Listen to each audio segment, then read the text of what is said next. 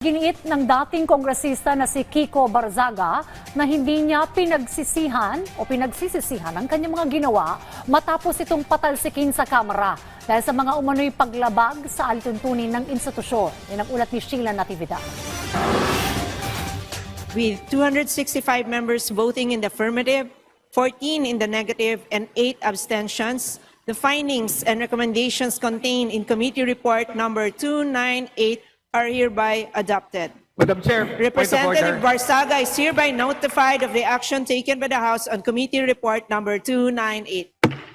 Pinatalsik na sa Kamara si Cavite 4th District Representative Kiko Barzaga matapos aprubahan ng malaking mayorya ng mga mambabatas ang rekomendasyon ng House Committee on Ethics and Privileges. Batay sa Committee Report number 298, napag-alamang nilabag umano ni Barzaga ang mga alituntunin ng Kamara matapos ang sunod-sunod na insidente ng umano'y disorderly conduct, paghamak sa pamunuan ng kapulungan at mga social media post na itinuring na nakasira sa dignidad at reputasyon ng institusyon. Pero sa naging pagtalakay ng ulat sa plenaryo, hindi lahat ng mambabatas ay sang-ayon sa naging parusa.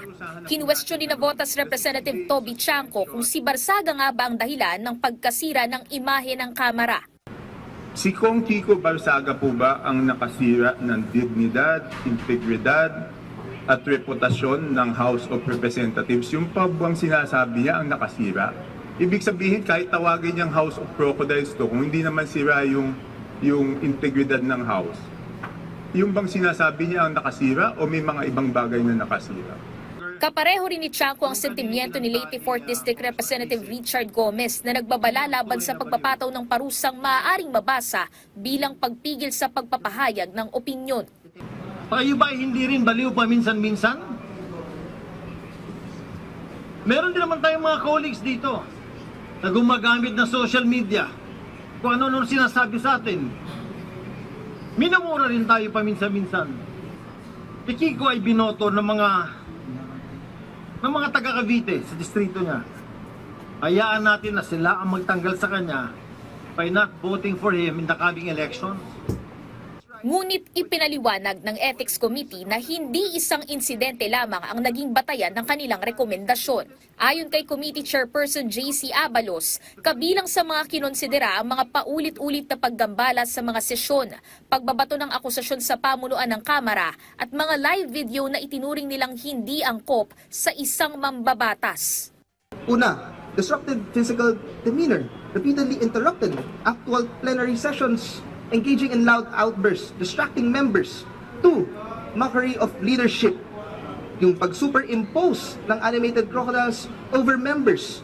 Unauthorized and slanderous live broadcast. Kung tututukan ko po ng telepono sa harapan ng mukha mo, ito po ay pinadiringgan po namin sa Committee on Ethics at ito po ang naging pasya ng aming mga miyembro na patawan po ng expulsion ang ating respondent.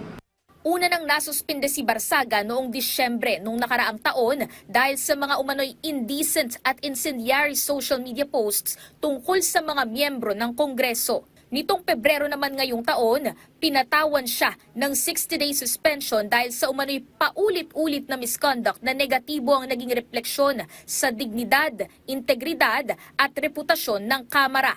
Noong Abril naman, inisyuhan ng arrest warrant si Barzaga sa 8 counts of cyber libel kung saan nagpiyansa siya ng hindi bababa sa 300,000 piso. Sa isang pahayag, sinabi ni Lanao del Sur 1st District Representative Zia Alonto Adyong na bagamat hindi siya masaya sa naging desisyong pagpapatalsik ay mayroon anyang kaparusahan ang mga ginawa ni Barzaga.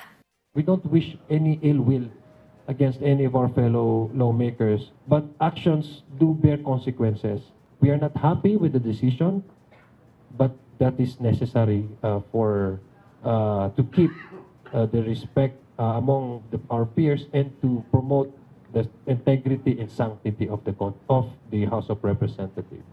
Samantala, sa kanyang pahayag ay sinabi ng dating kongresista na wala siyang pagsisisi at tinatanggap niya ang naging resulta ng pagdinig sa sesyon. Mananatili rin niya siyang nabubuhay para sa mga Pilipino para maghatid ng hustisya. Sa naging pahayag naman niya kagabi matapos ang naging desisyon sa pagpapatalsik sa kanya, alam niya ang ginawa niya para sa taong bayan at gagawin niya ulit iyon. Giit pa ni Barsaga, gagamitin din niya ang kanyang posisyon para magsalita laban sa umano'y korupsyon sa Kongreso at maanumalyang flood control projects. Samantala, binigyang diin ng Ethics Committee na hindi nila nililimitahan ng karapatan sa malayang pagpapahayag ng opinyon.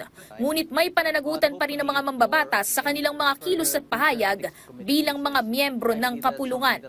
The Committee on Ethics would like to assure the entire body that our right to the freedom of expression will always be respected and it will always be upheld. And I would assure everyone that the Committee on Ethics will be impartial and judicial at all times. Sa kabila ng mga tumutol sa pagpapatalsik kay Barsaga sa Kamara, nanatili ang pasya ng kapulungan. Isa sa pinakamabigat na parusang maaaring ipataw ng House of Representatives laban sa isang kasalukuyang miyembro nito. Sheila Natividad, para sa Pambansang TV, sa Bagong Pilipinas.